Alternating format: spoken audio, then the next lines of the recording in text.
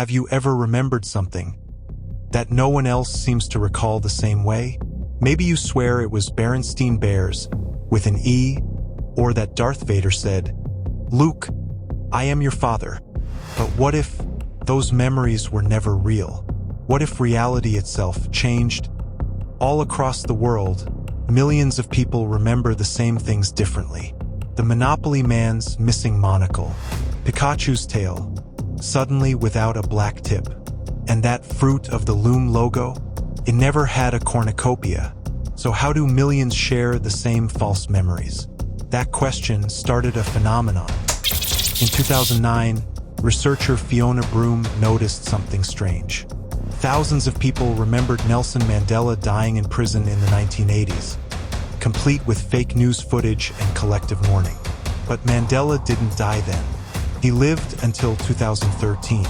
When Broom shared her discovery, thousands said, "Wait, I remember that too." And so the Mandela Effect was born. At first, it seemed harmless, a few fuzzy memories here and there. But as the list grew, so did the unease. Words, logos, movie quotes, even maps, things people were sure they remembered differently. Could millions really be wrong? Or was reality rewriting itself when no one was looking? Psychologists call it confabulation, the brain's way of filling in blanks. Our minds don't store perfect images. They rebuild memories every time we recall them. So we create what feels right, not what's real. But here's the mystery. If memory is so personal, why do so many people share the same false one? That's when scientists stopped laughing and theorists started talking. In small studies and online tests, researchers showed volunteers famous quotes and logos. Over 80% misremembered them in exactly the same way. Millions of identical errors, as if everyone was recalling the same version of a different past. Then came a new idea from quantum physics. What if these differences aren't errors, but echoes? Theories suggest we may live in parallel realities, tiny universes existing side by side, each with small variations.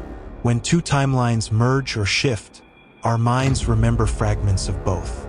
Berenstein from one world, Berenstein from another. To some, it sounds absurd. To others, it explains everything.